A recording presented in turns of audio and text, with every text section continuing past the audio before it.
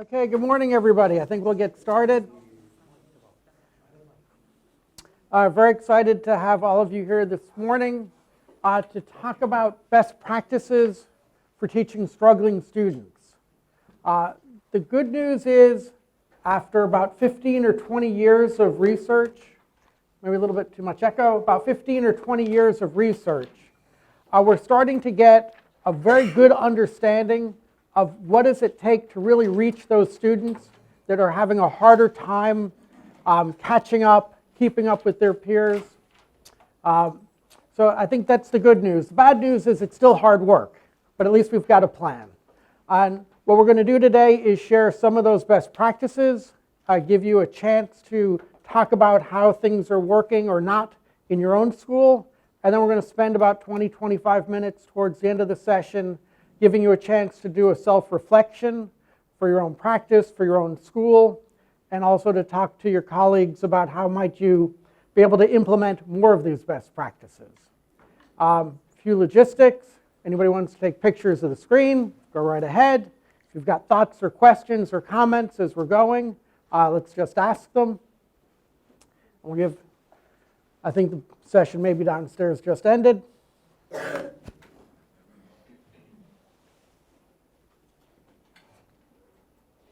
Great.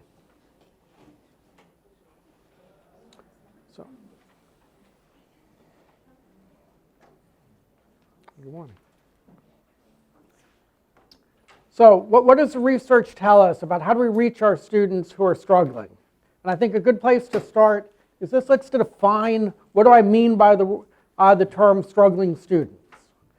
It's intentionally a very broad definition. It's kids who are just having a hard time learning to read, but it's also kids who are a couple years behind in math or having trouble learning number sense or fractions or even algebra. It includes kids who are just not that interested in school. It includes kids who may have special needs. And I think one of the really important lessons is that sometimes, and certainly in the United States, we've seen a lot of this in a very bad way, that we've started to think that every kind of struggling student needs something very different. You know, if a struggling reader, we should have one plan. Struggling math, something entirely different. A student with special needs, something yet completely different as well. We've been looking to see how these students are different, but the research is showing that the things that work for one group work for the other group, and the other group, and the other group. So that's actually the good news. It makes this work a little bit easier in that regard. It turns out that kids who struggle, they may struggle for different reasons, but the way we can help them has a lot of commonality. So I've shared with you kind of what I was hoping to discuss with you. I'd like you to take a minute or two with a colleague. If you're sitting alone at a table, find somebody in front of you or behind you. What are you hoping to learn today? What are the topics or skills that your students are struggling with the most? And then a few of you will share that with me so I can make sure I'm talking about the things that are important to you.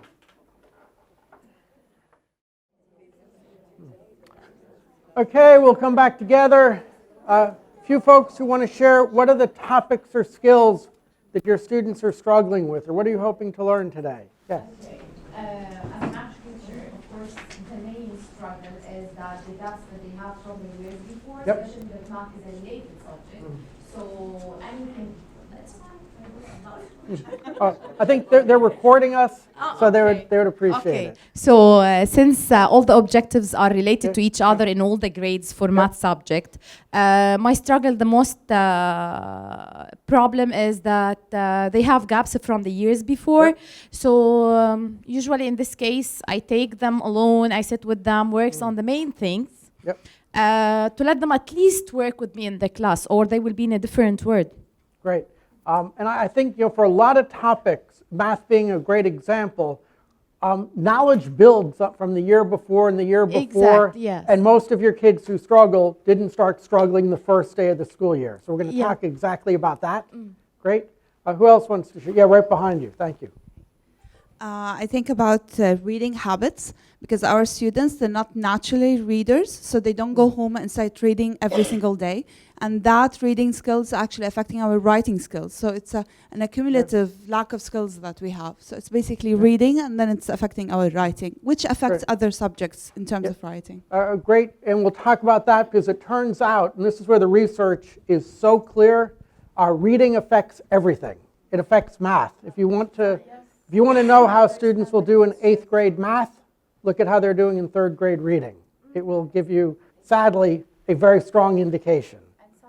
And science, absolutely. Absolutely. One more person wants to share. Great, thank you.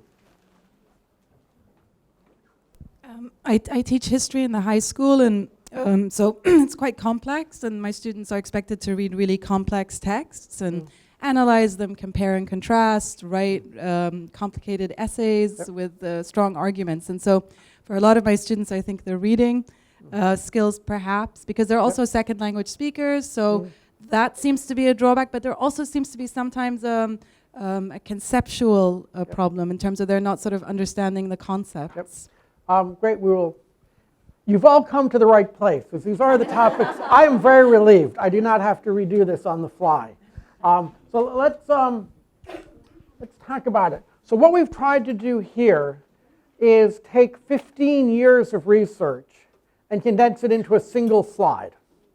It's taken us about 15 years to do that. So this is the overall summary. We're going to break it down and go deeper. But it says that if you want all of your students to be reading at grade level, to be able to get into high school and go through high school and be able to do math and science and social studies, if you want to do that, there's a series of things you need to do. The good news, as I said, the research is very clear. This stuff works. The bad news is there's no partial credit. What I mean by that, if you do some of them but not all of them, you don't get a lot of the benefit.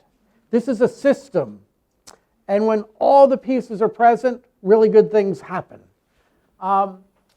Quickly, the overview. It says, first and foremost, what you're doing in the regular classroom, that first time you're teaching the material, the way in what you're doing for all your kids is super important for the kids who struggle. In some places, what we're seeing is just the opposite, where teachers might be feeling, hey, Nate struggles too much. He's too far behind. Somebody else should teach him, or he can't handle the first instruction. No, they definitely need the first instruction. And that's got to be very effective instruction, and we'll talk about that. Now, within that first instruction, a huge focus on reading. Some people say there are only 3 things that matter for struggling students: reading, reading, and reading. The research, again, very clear, very, you can foretell a child's future. If they read well, they will do well in school. If they do not read well, they will not. And so no matter what subject you teach, reading is so important. Now, I know you know this, but sometimes our schedules, and particularly when we get into the secondary level, sometimes we kind of pretend or hope that all our kids are reading well. Not all of them are, but reading is so important. So if you do great first instruction and you really focus on reading, that's a good start, but it's not enough.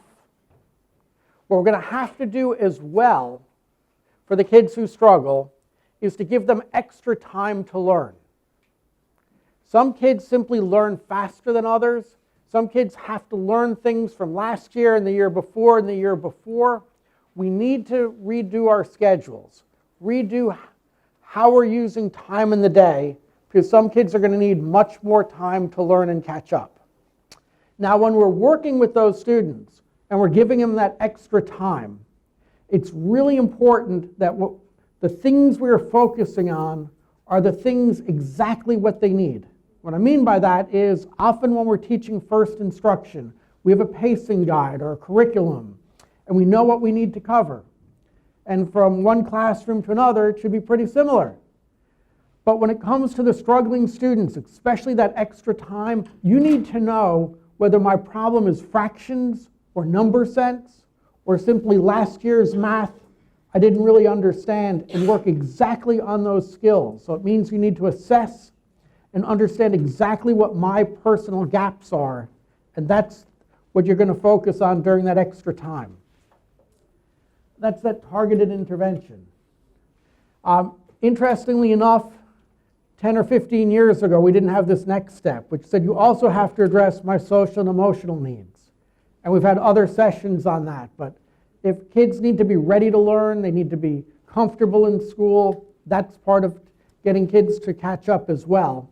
And then the last piece, which I don't think is going to surprise any of you, to do all of these things, you need a really good teacher. You all matter immensely. You can't just buy a program, or you can't just have the extra time. You really need a very, very strong teacher, and especially a teacher who knows the material inside and out, who's very strong in the subject, and we'll talk more about why that matters so much. So let's just give you a sense of how powerful these best practices can be. This is data, happened to be a school district that I ran, but we've seen data like this in many places. This is kind of the before and after. The line at the bottom were the kids who were struggling, and the line at the top in blue were the kids who weren't. We saw over a 3-year period a 40-point reduction in the gap between our kids who struggled and our kids who did not, in both English and math at the secondary level. At the elementary level, we saw a 2/3 reduction in the number of kids who struggled to read. So these are not small changes. These are very dramatic changes that are possible. But the key, as I said, is all these pieces have to be in place. But if they are, some great things happen for kids. There are three of these best practices we're going to focus on most today. The first is the importance of first instruction. The second is this relentless focus on literacy. And the last will be about that extra time that kids need to master the material. So I want to start with something that may or may not surprise you, but the research is so clear that all the things that you would do to become a great teacher for the kids who don't struggle are the exact same things you need to do for the kids who do struggle. And I think one of the biggest findings is that the kids who struggle don't really need something different. At least at first, they need exactly what everybody else needs. The reason I want to stress this is what we have seen, we saw it in the United States, and we're starting to see it in other parts of the world, is this idea that, hey, we're going to identify our kids who struggle, and we care about them, right? And then we're going to start to separate them. We're going to start to do different things with them, put them in a different classroom, put them with a different teacher, give them a different curriculum. All those things were done because we thought it would be helpful. They were done because we care, but they don't actually work. And so I think it's really important to know that everything you do to become a great teacher for all your kids is really what the kids who struggle also need. Now, they're going to need more than that, to be sure, but they're going to need that first. What the research says, that if you want to take a look at how, say, the bottom 20% of kids do, or the bottom 30% of the kids who struggle, all you have to look at is how the kids who don't struggle are doing. Go into a classroom where you've got some kids doing great, the kids at the bottom are also doing better. Go into a school where many kids are doing well, the kids at the bottom are doing well. Go into a country, you see the same thing. It doesn't matter whether it's a classroom, a grade, a school, or a nation. The relationship between how the average student is doing and the students who struggle are doing. This is adjusting for living situation or economics or spending. It really says that as you get better in your regular classroom, you will start to raise all kids, not just the kids in the middle or the kids in the top. The research, 15 years of research, One of the most famous researchers these days is a guy named John Hattie. Some of you may have read his work. Horrible life, if you ask me. He spent 15 years every morning getting up, reading educational research for 15 years, and then summarized everything he had learned from 585 studies of 15,000 other studies. And I just wished he had called me. I could have saved him 14 and a half years. Because here's what he learned after 15 years of research, of reviewing other people's research, that nothing matters more than the classroom teacher. I could have told him that before he started. The difference between an average teacher and a highly effective teacher is kids make an extra half a year of growth. So you think about a student who's 2 years behind. They had a highly effective teacher. At the end of the year, they're a half a year behind. If they had another highly effective teacher the next year, they've caught up. That is how powerful the impact of the classroom teacher is. So I don't want to put more pressure on you, but you'll notice I didn't say the curriculum or the pacing or the program or some technology. It really is the effectiveness of the teacher. That is the single biggest variable for helping kids who struggle and for helping all your kids. Now, one of the things that so what defines a highly effective teacher? And there's an argument going on. So one way you could say is, I know you're a really good teacher if all your kids are learning a lot. So ultimately, your results will tell us. But one of the things that really separates highly effective teachers, especially for helping kids who struggle, from the less highly effective teacher, is how deeply they understand the material they are teaching. If you're teaching math, you need to know it really well. If you're teaching reading, you have to understand the science of how kids learn to read. And here's why. So imagine you're a teacher, which shouldn't be hard, and you've just taught how to add 5 and 7, which is 12. And many of your kids have learned that skill, but some of them haven't. The ones who haven't are our struggling students, because you taught it and they didn't learn it. That's practically the definition of a struggling student. A teacher who has a really deep understanding of the material isn't going to reteach that skill the same way, because the student just heard it and it didn't work. As a person who travels a lot, there's always this tendency, if I'm speaking to somebody who doesn't speak English, the tendency is to say it louder. Same thing, but louder. Hoping that somehow that will let you know I need to find a bathroom or a restaurant or a train station.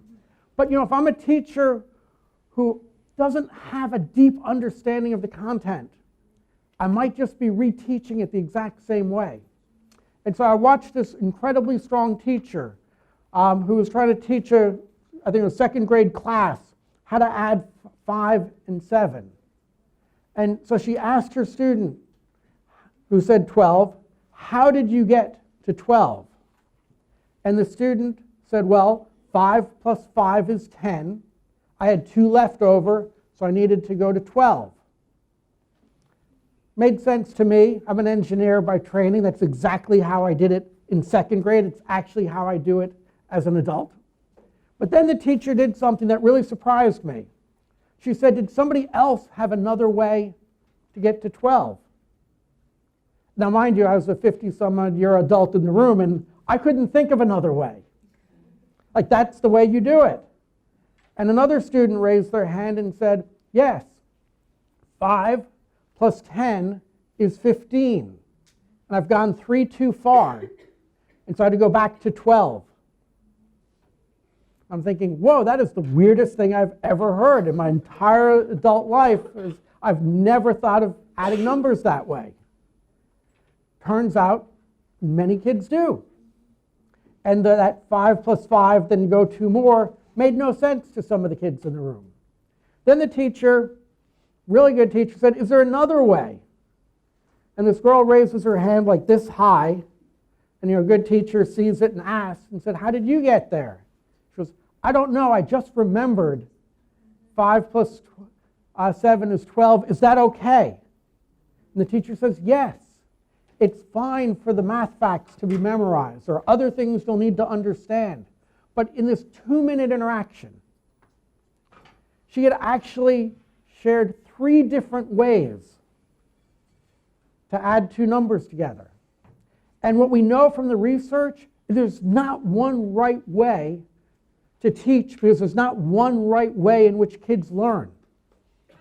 What we've known is that it takes a lot of expertise as a teacher, a lot of expertise in the subject to have 3 ways to teach, because personally having 1 way to teach seems pretty hard, but you needed 3 ways to teach. The other thing that these really strong teachers do that really helps all their students, but especially their struggling students, is they know the material so well that they can look and hear a wrong answer and know what the student did incorrectly. So imagine we're in an algebra class and teacher is asking, Nate, what did you get for number 7? And Nate says, I got 24, which is the wrong answer.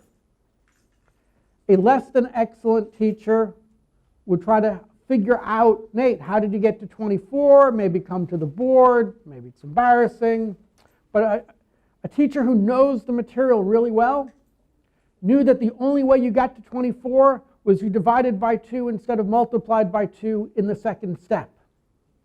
And you could target your instruction right then and there as to why you needed to divide rather than multiply. That too takes a deep understanding of the material, but it turns out that to teach students who struggle, not only do you have to teach them what to do, you have to unteach them the mistakes and the misconceptions they have gathered. Because as my friend in the front here said, if you're an 8th grade math teacher, a 9th grade math teacher, kids didn't start to struggle the first day of 8th grade.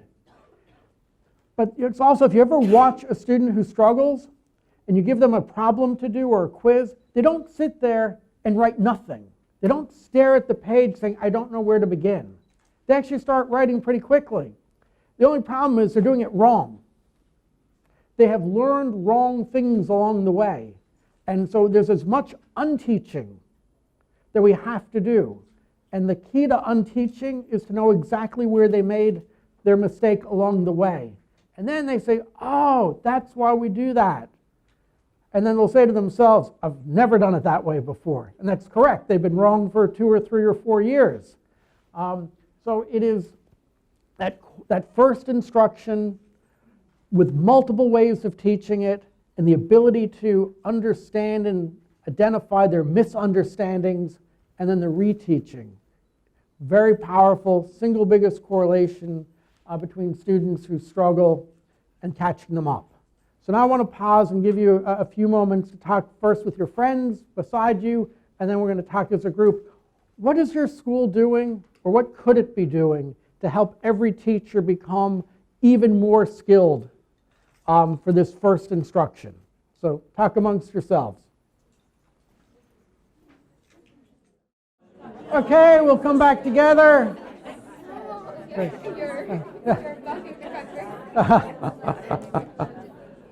So I'm curious, what's going on in your schools that's really helping teachers become even better teachers, to make that first instruction even more effective? Yes? We have the instructional coaches, we have the coordinators and the emergency coordinators. They go into the classroom and they assign lessons to the teacher, and we guide them on the things, how they're giving them feedback, instructional feedback, how they can improve what's going on in the lesson, and giving them tips on how to conduct the lesson, some strategies that we think that actually works with them, in addition to having mentors for new teachers. In addition to having mentors for new teachers, so whenever we have a new teacher, there's a mentor, someone who's old and skilled, so that she can help her with everything that's being done, starting from the planning into actually giving the lesson and how to provide feedback for the students inside the classroom. That's great, and I think those are two of the most, based on the research, the most effective levers. One is instructional coaching, where they go into the classroom. When done well, that's actually the single biggest driver of improving teacher performance. The second with the mentoring, and sometimes that's very effective and sometimes it's not, and it really depends on who's the mentor, but also what the focus becomes. You gave the example, which I really liked. If I'm a new teacher, help me with lesson planning. In many schools, too many schools, new teachers are kind of left to figure that all out themselves. And the lesson plans are too important to learn by doing. And so a great use for mentors to help make sure that they're using lesson plans that have been well thought out, have been improved over time. So two great examples. Other things that folks are doing, yes? We have the co-teaching system where we hire 2 teachers for all the subjects starting the KG till grade 5. And we team them. We have an experienced teacher teaming them with a new teacher into the profession.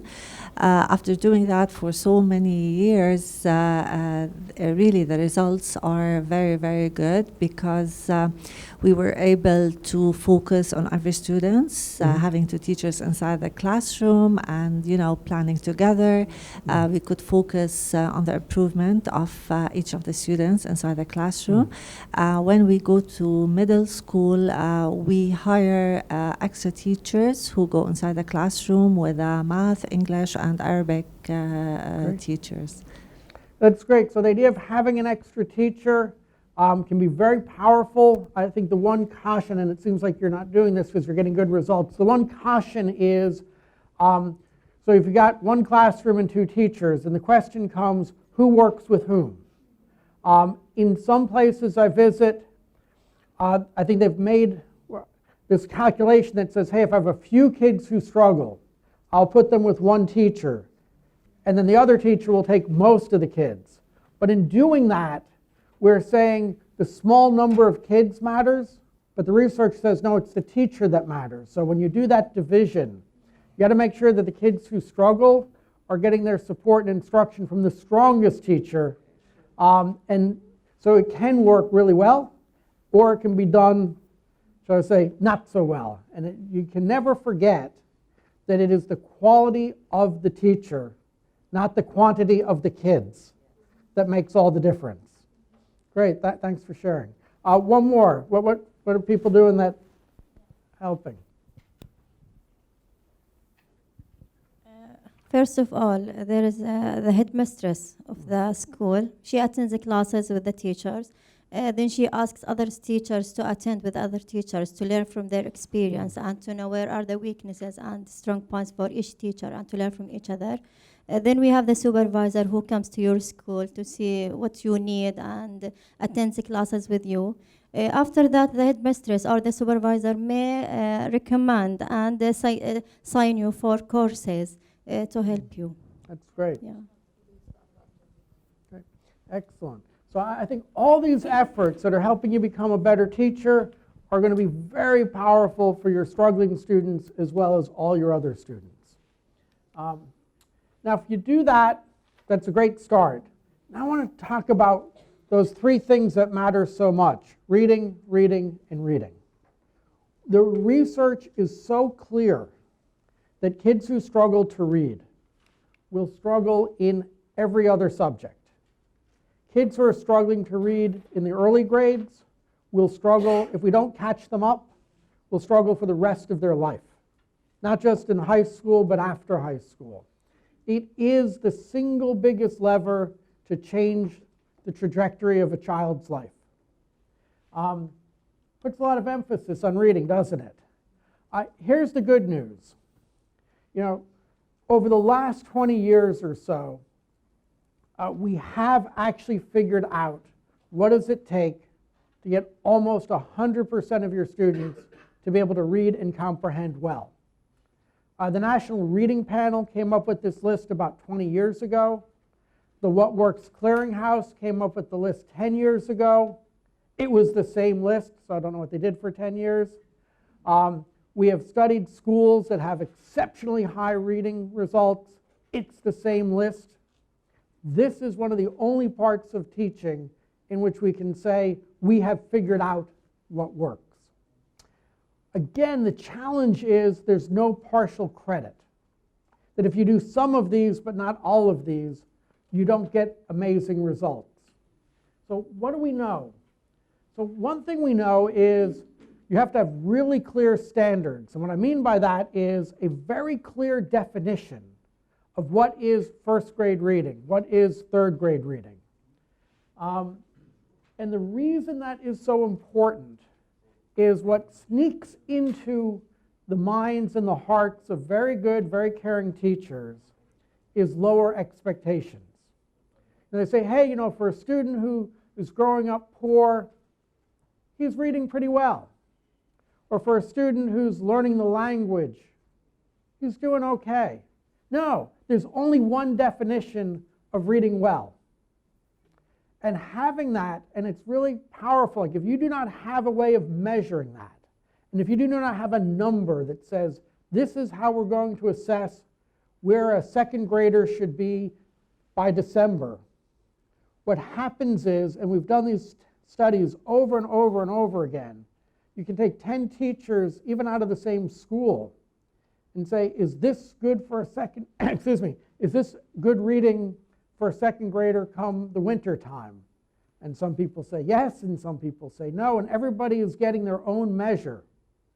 And unfortunately, that often leads to a lower set of expectations for some kids. And in the places that have really been able to get all their kids to read, they have set the bar very high. They have one clear definition, a very clear way of measuring it, and they are measuring it 2 or 3 or 4 times a year to know every student, whether they're on track or below, whether they're making progress or not.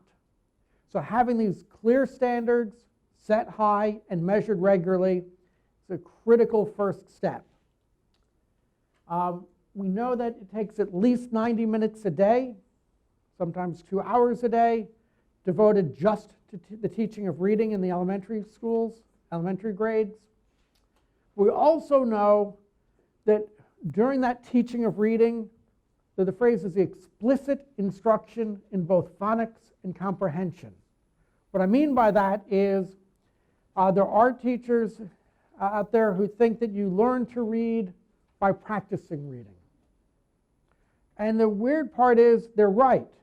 A fair number of kids will learn to read, and they will learn the sounds, and they will learn to decode, and they will learn the vocabulary, and they will learn to comprehend through practice. But many kids will not.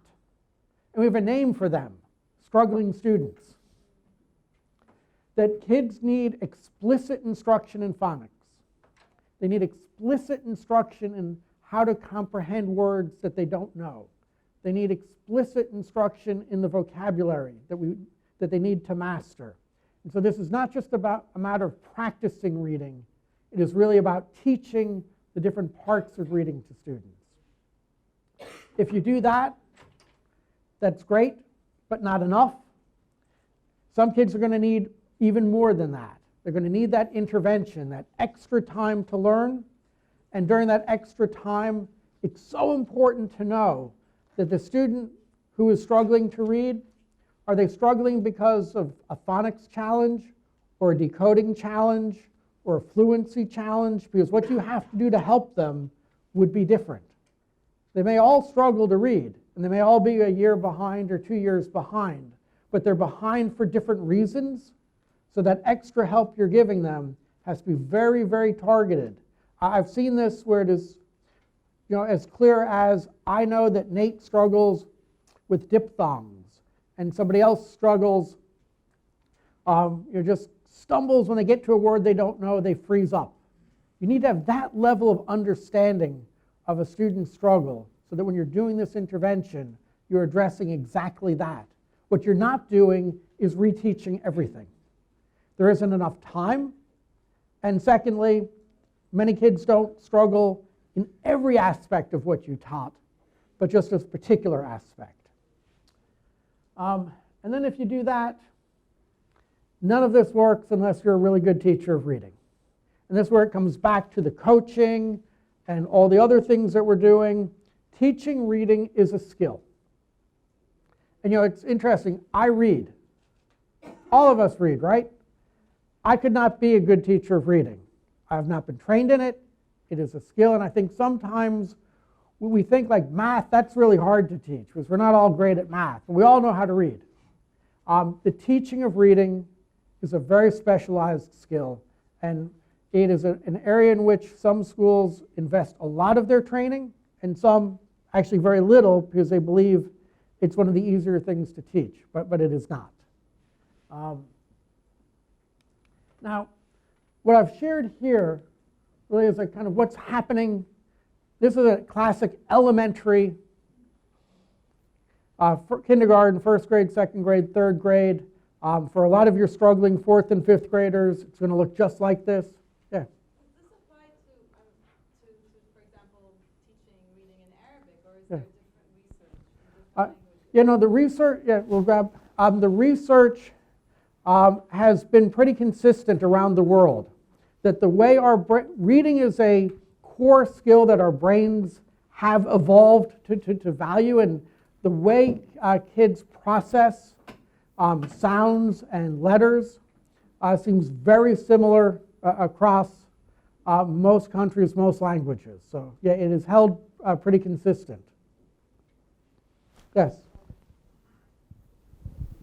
For struggling readers, for example, who have specific learning difficulties like dyslexia, how would a classroom teacher address that particular child? So dyslexia is probably the most complicated of all reading struggles. The two things we know about dyslexia is that this plan actually works. We have been in schools that do nothing but teach students who are dyslexic, but it takes vastly more time. So when we're saying 90 minutes and 30 minutes, kids with dyslexia, it is a much longer, it could be double that. It is an extraordinarily large amount of investment first in phonics. And it is kind of it's interesting that it is not different as much as it is slower. The skill of the teacher matters a lot. And this idea of being able to identify very specific challenges, and for kids with dyslexia, there will be a lot. So first you focus on one challenge, then you move to the next, then the next. So it's very sequential, but it's interesting. It's not that different, but it is extraordinarily time-consuming. Yeah. Yeah. The microphone. But you said they have to stay in the classroom. So, and then you're saying if the dyslexic child stays in the classroom, then he'll be slower than a regular struggling child. So we're and going then we're saying that, sorry. No, please, I didn't And mean then to we're take saying that if they're struggling readers, then they're going to struggle in, all subjects. So. Sure, so what's going to happen, and we're going to get about 3 minutes away from this issue of extra time. Because kids are going to need to get, including kids with dyslexia, that first instruction. And then we're going to have to give them extra time as well, which we'll share a few ideas on how to do that. And I've also shared with you that because reading is so important, if a student is struggling in reading, there are going to be other things, whether it's social studies or science, particularly at the elementary level. Those are going to be courses that we may need to pull them out of. So when I say they need to stay in the classroom, it is definitely for reading, it is definitely for anything related to language, it is definitely related to math. But the other things, which are all very important, if something has to give, that's what needs to give, because until they catch up and build that foundation, they're not going to do well in those other subjects later as well. Thank you. You're welcome. Yes? Please. You only need to read the question for him, and he can calculate very fast. They can be very smart in math, but they have problem in reading. They can't read the letters, but they're able to calculate very fast. Yep. No, they're definitely different skills. But as you said, but you've got to be able to read the question. And certainly when you get into science, you need both the math. For us in Yeah. math, we can Yes. just read the question Mhm. Yep. So let's talk about the middle years and high school. Because one of the things we've noticed is, like in the perfect world, kids don't get to middle years or high school struggling to read. Like that's supposed to all get taught in the early years. But we also know there are a lot of kids who get to the middle years and later who do struggle to read. Now it tends to be fluency, it tends to be comprehension. And so one of the things we are finding is that schools that have been able to really serve their struggling students well in the middle and secondary levels is they have direct instruction, a class in reading. It's not part of language, it's not part of writing, but it is actually a class in reading, not for every student, but for all the students who are struggling. It is a subject that they need to be taught. And again, I think we've been in a lot of schools where they've assumed the kids have already learned that, and you don't actually see a class called Reading for 10th graders, Reading for 8th graders. But you will have 8th graders and 10th graders who struggle to read. If you think they're going to learn it in another class, go talk to those teachers. They're not trained in teaching reading. They are trained in having kids who know how to read, write about it, discuss it, find evidence, make argument, all very valuable secondary skills. But that is not what those students need, but they also need comprehension, fluency. And so one of the things we are seeing is more and more middle and high schools having courses directly in reading for those kids who are struggling to read, that these schools are assessing students' reading levels on their first day in school and building their schedules based on the fact that some kids will need reading and some kids will not. And that has been one of the bigger changes we've seen over the last 10 years, is this idea that we're going to not just hope that all of our middle and high school students know how to read and read well, we're going to test for it and then do something for those kids through an extra class if they're struggling to read. So I'd like you to, now the other part about when we see, and this is going more to the elementary again, one of the big trends we are seeing is to get that national reading panel process to work. One of the things we're seeing is much more control, and I know that's a word that teachers do not particularly like, so I apologize, but much more control, direction, shall we say, over how time is used in the elementary day. And so this is kind of a historic look of how we've seen the evolution of the management of time in an elementary school. If we go back 20 years, often there was a belief that teachers know best. And so we might schedule when lunch is, but most of the day was left to the teacher to make the best of the day, do what their professional judgment said works. Most schools have moved away from that. And we see lots of places saying, hey, we want 90 minutes of reading, and we want 60 minutes of math, and we want this much social studies. You know, schools are setting more expectations on how time is used in an elementary school. What we're seeing today is this next evolution is within that reading block, for example. That 90-minute reading block is being broken down into far smaller chunks of time and saying, hey, no, we really need to have 20 minutes of phonics every day. We should be doing 10 minutes of vocabulary, not 30 minutes of vocabulary. We should be doing whole group reading twice a week for 30 minutes. We are mapping out how to use that time during the day in much finer detail based on the research. Some teachers hate this, so I'm going to confess that. They feel they're being constrained. Some newer teachers love it. They feel like they're being given guidance. But this is not about a power struggle. This is not about whether administrators know more than teachers or vice versa. This is about the research that says that very few kids particularly your struggling students, are going to master phonics in under 20 minutes a day. And if you happen to be in a classroom with a teacher who doesn't believe that, well, that actually means as a student, you have a very high chance of being a struggling reader. And from an equity perspective, there are just some things that are so important that more and more schools are saying, often done in collaboration with teachers, but these are the things we have to do in every classroom every day to make sure all of our kids can read. And so this is one of the bigger trends we're seeing, is much more detail on not only just how much time is spent teaching reading, but how that time is used. Yes?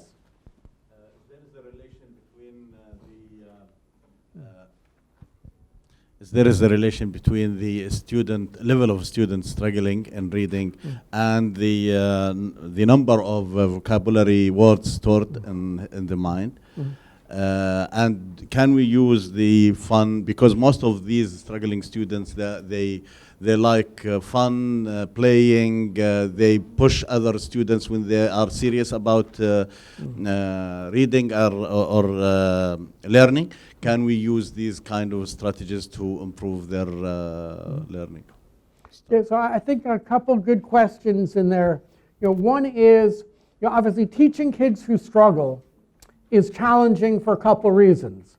One, because they're having a harder time to learn, but two, as you mentioned, they also tend to not be as excited about school. They tend to act out at school. One of the things that we've seen is that if I'm a student who feels lost, overwhelmed, sometimes they'll use the word, they're feeling stupid. Nobody wants to feel stupid. But if I am feeling stupid, I might just push the student sitting beside me. That's how I deal with that. So one of the things we have found is that academic failure leads to behavioral failure. So when you're able to implement some of these best practices, even if kids are struggling, if they know they're getting better, they know they're catching up, even if they haven't caught up, their behavior definitely improves. Now I think the key, and we're going to get to that in 1 minute, is the extra time.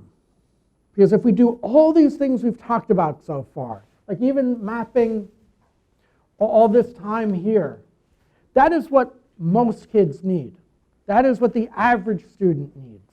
I want to jump to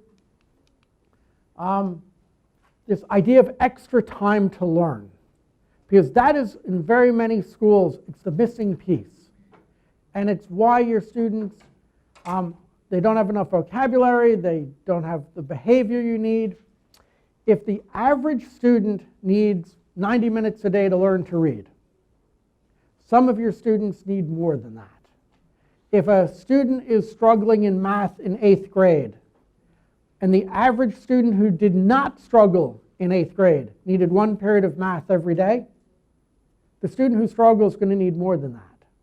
And so this idea of creating extra time in the day, and we'll talk about how to do that in a moment, but you need great first instruction, but that will never be enough for your struggling students. Richard DeFore, very smart man, very good author, had remarkable results as a leader of a school system. He had this saying that I thought summarized it better than I will ever. He said, learning should be the constant and time should be the variable. Meaning we want all 8th graders should learn all of 8th grade math. But it may take some of them longer to learn that. All 3rd graders should learn to read on grade level. And many will do it in 90 minutes a day, but some will need longer than that.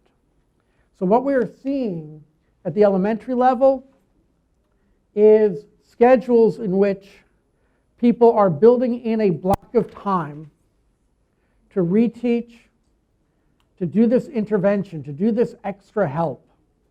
There are different models of this, but one of the most common is to actually build in a block of time.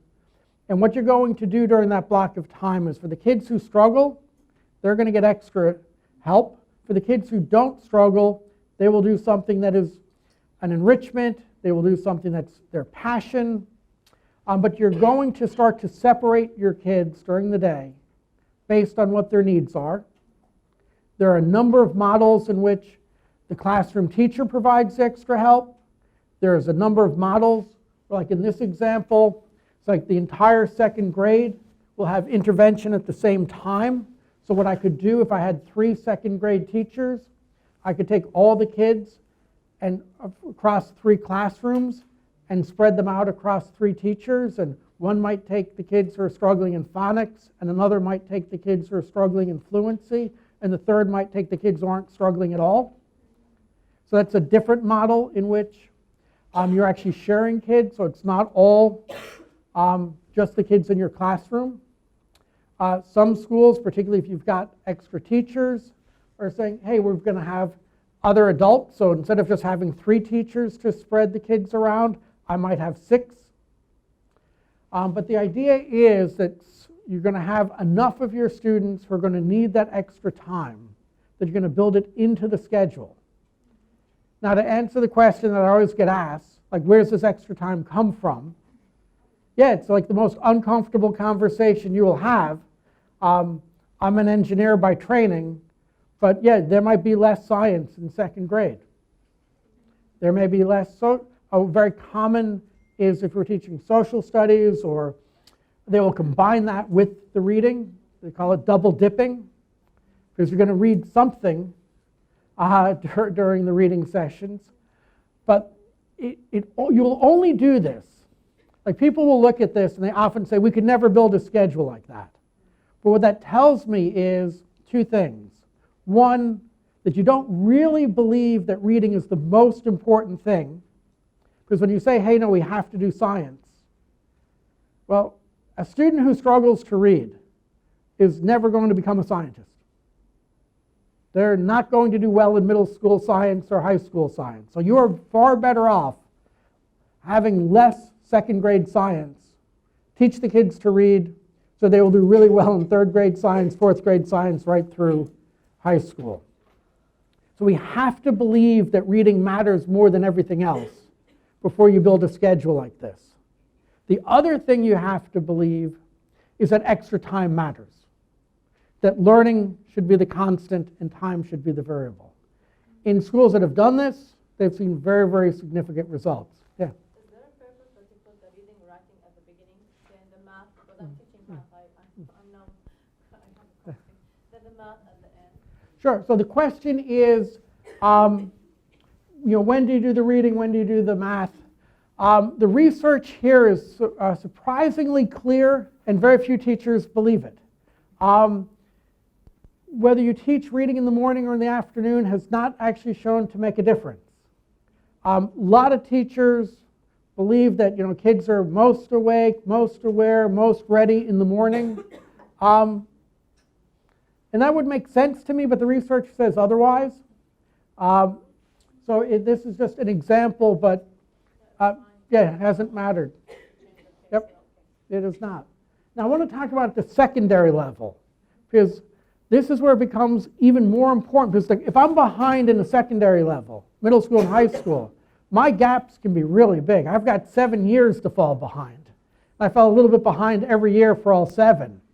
So here's a typical schedule of a student who doesn't struggle. I call it the one of everything, one period of everything. In many schools, here's the schedule of a student who does struggle. Yes, it's the same. Now, yeah, sometimes we may have extra help, like a second teacher or a different curriculum. We're not doing anything, but their schedule looks pretty similar.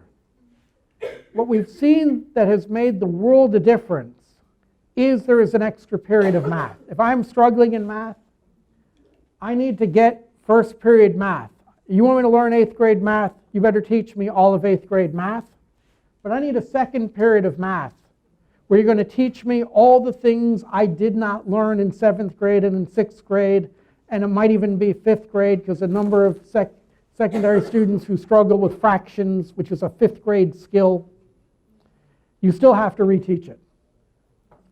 And here's the part that's so compelling, is when we interview teachers who are teaching this extra period of math, so they got 60 minutes a day for an entire year, their number one complaint is, Nate, how do you expect me to catch these kids up in 7th grade math and 6th grade math and in fractions and in the stuff they were taught last week in just 1 hour a day? There's a lot to be made up. But let's go back to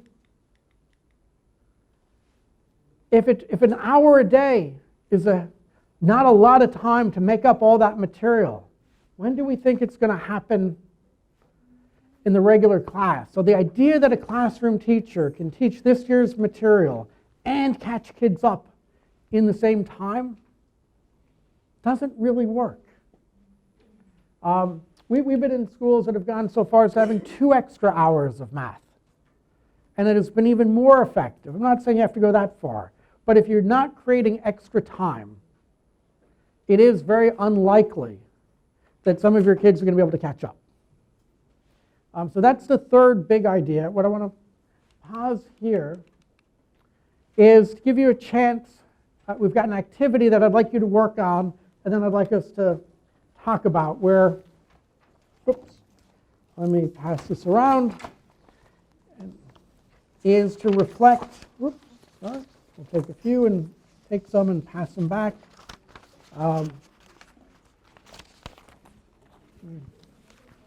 Probably need a few more. Take some of those and pass them back. We don't take one and pass them back. And if people need pens, we've got them up front. So the question is, for the 6 best practices that I think matter most, and they are helping improving first instruction. What is your school doing to help every teacher be a better teacher? Having an effective literacy program. Having reading at the secondary level, number 3. Number 4, making sure teachers have deep understanding of the material so they can teach it. I think we've passed them back. So they can teach it 2 or 3 or 4 ways, a concept. Number 5, the big one, having extra time to learn for the kids who struggle. And number 6 is those high standards that we talked about, making people really believe all their kids can master that at the same level. So the 2 questions for you. For each of those best practices, to what extent is that happening in your school? Like, hey, we're doing this really well, fully implemented it. To, hey, we're doing some of it, somewhat implemented, or we haven't gotten there yet.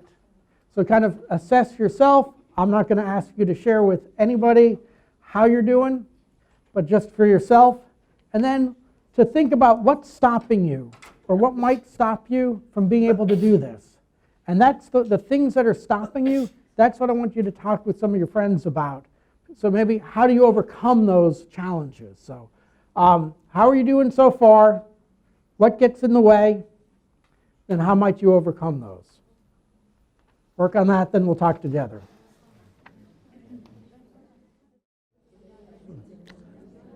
Okay, we've got just a couple minutes left. Love to hear from a few folks. What are some of the obstacles? What gets in the way of trying to do some of these best practices, and maybe we can get some advice from our friends in the room. Well, there are 2 obstacles. Actually, the number of teachers. You would require, 4 teachers in order to do the job, and the budget of the school, and the number of classrooms in the school, because you want to do this. Like some of these things, you need extra teachers, extra classrooms. So this is the main obstacle. And I think, that obviously more teachers, more money always makes this much easier to do. I think part of it also comes to, if you don't have the more money, a lot of this is about prioritization. Often it is easy to say everything is important. And everything is important. But if you can get comfortable and get a school aligned around the idea that even though everything is important, some things are just more important than others. A phrase that always makes people shudder. But reading is more important than everything else. Because no matter what those other things are, your kids are not going to do well if they can't read. And so what we've seen is schools putting more money and more time into reading, particularly in the early years, if they don't have extra. But to shift it from those other things into reading, catch the kids up, makes a world of difference. But yes, it is definitely harder without the money. But then just another thing, having another teacher in the classroom, isn't it a bit disruptive for the class? So the question of having another teacher in the classroom, you don't need, there are a lot of different models of how to get the extra help. You do not need to have two teachers in the classroom. That is one way of doing it. We know from the research that it is actually how effective the teacher is that matters much more so than how many kids are in the classroom. Yes, it is easier with a smaller class, but the learning is not actually better because it is a smaller class. It is really the learning is the teacher more than anything else. Did you want to share? Yes. Well, I'm an English teacher in a primary school, and I'm the only teacher there. And of course, in Jordan, we have fixed schedules. We have like 20 classes every week. We are restricted with number of classes. We can't. Where can we get extra time to implement this 90 minutes program? How can we do it? We have so many obstacles in our school. Yeah, I think this is the. You know, I did say the good news was there's a plan that works, and the bad news is it's hard. I think, all joking aside, I think one of the challenges is, and this has been an important part of the research, that most of the things we've talked about today, a teacher alone can't make this happen. These are practices that can happen as a school, and so I think as a teacher, I think your job is as much to bring this message back to the school, to get the school leadership to start thinking and talking about this. But it's unfortunate, but it is true, that it is easier to move in this direction when the whole school moves in this direction, rather than an individual teacher trying to do this on their own. Can we, I want to ask, can we involve the parents with us with this? I focus on practicing with reading, but because I don't have extra time, I've made a WhatsApp group where I give them practices for reading, because I know that reading is the main skill that we need to teach our students. Yep. So I'm involving the parents. Is that a good idea to do? It can't hurt, but I don't think it's going to get the impact that you want, because teaching kids to read is a skill. You've got it. Many of the people in this room have it. Parents aren't great teachers because they weren't trained as teachers. So. No, I've trained in for that. I did a workshop. I told them about the strategies and how we are going to do, and the snap words and everything. And I give them like feedback on the group, and we worked on the students. That's the only idea I had, because we really need extra time to focus on reading. Agreed. And as long as you're training them, because again, teaching somebody to read is a skill. And simply knowing how to read doesn't make you a great teacher of reading. One more, then we'll.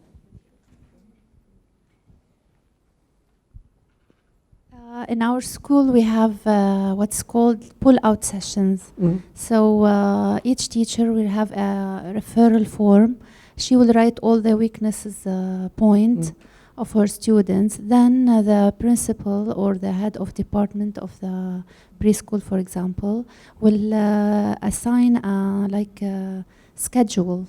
So each struggled student will have twice a week, 2 sessions. He will move from the class to another room with different resources, and will have a session of reading.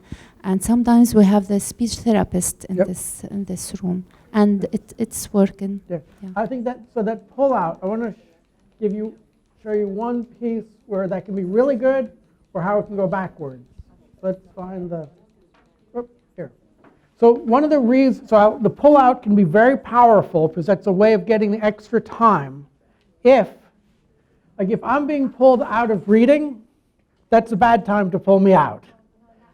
But if I'm being pulled out of math, also a bad time. But if I'm being pulled out of something else, that's very effective. And So we've seen the pullout as being very powerful when done well, and in other places, you fall further behind because you're missing that first instruction. But I think that's a great model that can be really very effective. Well, let's go back to.